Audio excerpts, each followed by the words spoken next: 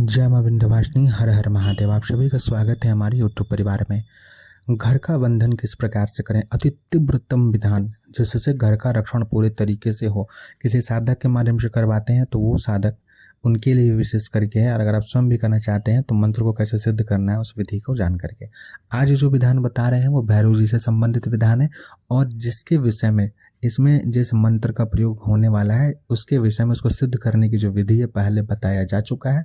उस मंत्र का प्रयोग कैसे करना है आज वो बता रहे हैं। इसमें यह प्रयोग विधि है, निकारी में घर के बंधन में प्रयोग कैसे करते हैं। दूसरी बात यह है कि एक ही मंत्र से बहुत सारे प्रयोग हो सकते हैं। तो मैं एक ही मंत्र से घर के रक्षण के लिए, शरीर के रक्षण के लिए, कोई व्यक्ति दूर है तो उसके रक्षण के लिए, अपने मित्र परिवार इत्यादि में किसी को कष्ट है, किसी को संतान प्राप्ति में कष्ट हो रही है, गर्भ बार बार गिर रहा है, उस एक ही मंत्र से उन सभी को सभी का प्रयोग बताया गया है। तो उसी के अंतर्गत यह प्रयोग है आज का कि घर में अगर कोई ऊपरी बाधा है, वायव्य बाधा है तो उसको कैसे हटाएंगे, निकालेंगे तथा घर को किस प्रकार से बांधेंगे। इसमें सबसे पहले तो यह होना चाहिए कि जो मंत्र के सिद्ध करने की विधि दी गई है उस विधि विधान से वह मंत्र चैतन्य हो। मैं हर वीडियो में इसके प्रयोग के विधान में बोला हूं कि उस मंत्र का कम से कम साल भर तक विधि विधान पूर्वक जप इत्यादि किया गया हो, कम से कम प्रत्येक दिन एक माला जप किया गया हो। होली, दीपावली इत्यादि में, दुर्गा पूजा इत्यादि में जो है उस मंत्र का जप हवन हुआ हो, तीर्थ यात्रा में गंगा जी में बैठ करके जप हुआ हो, तीर्थ के भैरव जो हैं उनको उस जप का समर्पण किया गया हो, विधि विधान सब कुछ बताए हुए हैं। इतना सब कुछ करने के बाद ही इस मंत्र का प्रयोग करना चाहिए। साथ ही एक विषय और बताते हैं कि भैरव जी के जो गण होते हैं प्रत्यक्ष रूप से कुत्तों को माना गया, श्वान को माना गया। तो आप उसी मंत्र से अभिमंत्रित करके रोटी, बिस्किट या जो भी खिलाने पिलाने का चीज़ है वो अगर अभिमंत्रित कर करके प्रत्येक दिन सुबह सुबह में कुत्तों को अगर खिलाते हैं तो वो मंत्र का प्रभाव भी और बढ़ता है। तो साधना के समय में, साधना काल में तो जरूर ही भैरव के गणों को, श्वान को जरूर भोजन करवाना चाहिए अपने हाथ से, जिससे कि मंत्र का प्रभाव बढ़े और कोई दोष लगा हो तो वो दोष भी उससे मुक्त हो। मन में कामना रखना चाहिए कि ये मंत्र सिद्ध और प्रभावी हो। अब आज जो विषय है वो है निकारी का। इससे पहले कि इस प्रमुख विषय को आरंभ करें, आप सभी से निवेदन है चैनल को जरूर सब्सक्राइब कीजिए, वीडियो को लाइक कीजिए। आपके कोई प्रश्न हो तो कमेंट करें। टेलीग्राम ग्रुप का लिंक, गृहतंत्र नामक यूट्यूब चैनल का लिंक और अन्य जितने भी महत्वपूर्ण लिंक है इस वीडियो के डिस्क्रिप्शन में दिए हैं। जिस विधान के बारे में बता रहे हैं आज, उनका जो प्रमुख मंत्र है उसका प्रमुख वीडियो जो है सिद्ध करने की विधि, उसका भी लिंक दिया गया है, उसे भी आप जरूर देखें ताकि विधान आपको स्पष्ट रूप से समझ में आए, सिद्ध करके तब इसका प्रयोग करें। तो आज प्रयोग विधि है। देखिए, एक बात स्पष्ट रूप से बता रहे हैं, घर में जो भी अविचारिक बाधा हो, वायव्य बाधा, ऊपरी बाधा, भूत प्रेत पिशाच संबंधित स्थान का दोष हो, उसमें एक चीज़ नहीं होना चाहिए। क्या नहीं होना चाहिए इसमें? कि आपके जमीन में, आपके घर में जब आप घर बनाए हो उससे पहले, घर बनने से पहले वहाँ पर अगर किसी हड्डी का, किसी अवशेष इत्यादि का, विशेष करके कोई जागृत हड्डी अगर अभिमंत्रित करके गाड़ी गई है तो आप इस विधान को एक साल में, अगर एक साल भर तक अगर प्रयोग किए हैं तो ही इसका प्रभाव पूर्ण रूप से मिलेगा। सामान्य अगर आप 21 दिन 41 दिन की साधना किए हैं या एक आध माला जप करते आ रहे हैं, कोई विशेष विधि विधान नहीं किए हैं तो बहुत ज़्यादा प्रभाव इसका नहीं आपको मिल पाएगा। अगर आप इसका पूर्ण प्रभाव चाहते हैं तो अधिकाधिक इसका जप हुआ हो, अनुष्ठान हुआ हो तो ही वो प्रभाव देगा, नहीं तो आपको किसी साधक की सहायता लेनी चाहिए। क्योंकि कारण ये हो जाता है कि आप अगर बहुत भारी चीज़ होगा और आप इसका प्रयोग कर दीजिएगा और वो नहीं अगर हट पाया आपसे तो फिर घर में और दिक्कत को बढ़ा देगा। तो यह चीज़ स्पष्ट रूप से जान लें कि कोई वैसी चीज़ नहीं होनी चाहिए बहुत विशेष, बहुत बड़ा और काफ़ी पुराना, तो वह छेड़छाड़ ना करें। और अगर आप नए साधक हैं, जानकारी नहीं है, तब तो बिल्कुल नहीं। मैं पहले ही स्पष्ट चेतावनी दे देता हूँ। फिर भी अगर आप साधक हैं, साधनाएं करते हैं, आपके पास ज्ञान है, गुरुगम्य साधना इत्यादि किए हैं, रक्षण इत्यादि के विधान है, और किसी अन्य के घर में इस प्रकार की बाधा है और आप करने जा रहे हैं, या आपके स्वयं के कोई ऐसे मकान वगैरह बनाए हैं वहाँ कोई ऐसी बाधा है, तो इसका प्रयोग कैसे करें वह विधान आपको बता रहे हैं। इसमें सबसे पहला काम यह होता है कि भगवान भैरव के क्षेत्रपाल स्वरूप की निकारी की जाती है। तो क्षेत्रपाल निकारी के अलग अलग विधान होते हैं। जब चंडी याग, भैरव याग, इन सभी चीज़ों का विधान होता है, रुद्र याग होता है, तो उसमें एक क्षेत्रपाल निकारी होती है, उसमें बलि इत्यादि दिया जाता है, वो विधान एक होता है।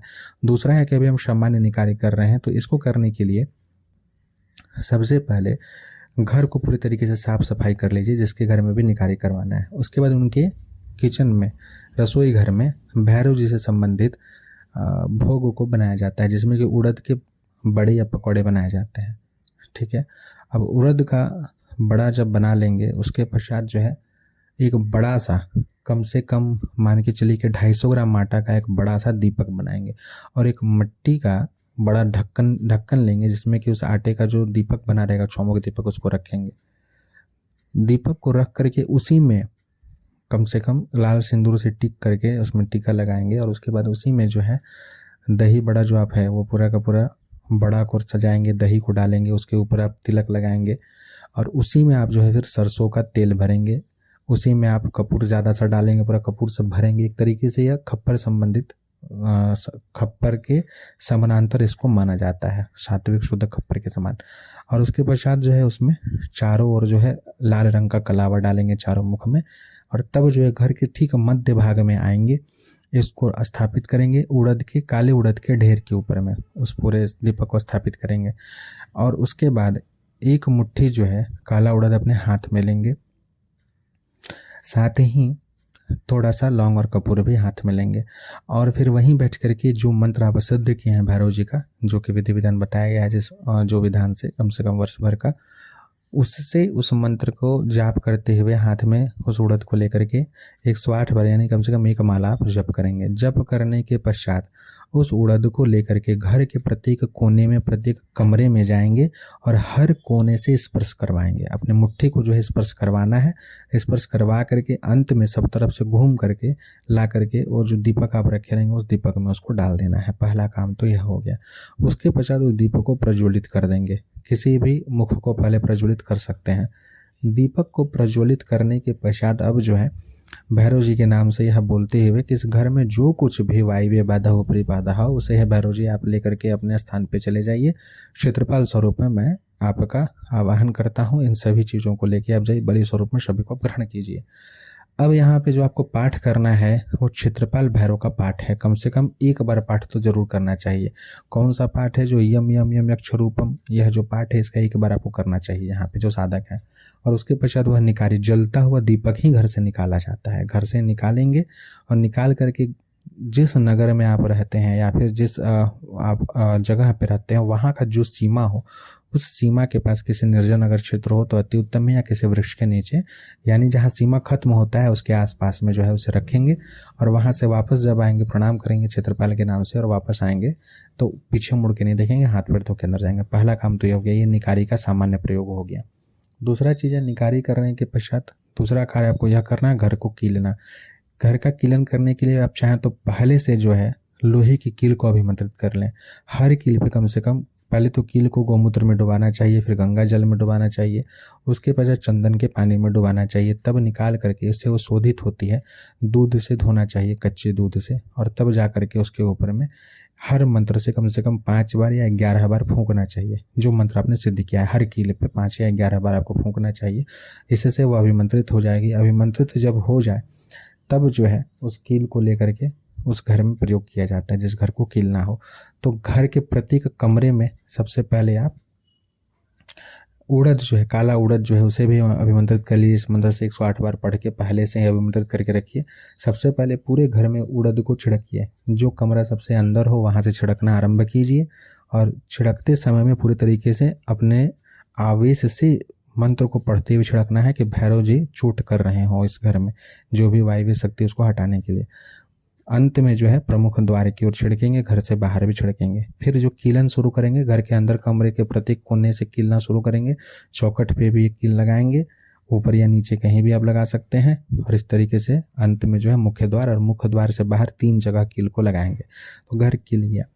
कीलन होने के पश्चात से बटुक भैरव के नाम से घर के मुख्य द्वार पे दोनों और चौमुख दीपक सरसों तेल का पीले सरसों के ऊपर जला देंगे, जो कम से कम 3 घंटा या कम से कम, ये कार्य आपको रात के समय करना है तो रात भर जलते रहे।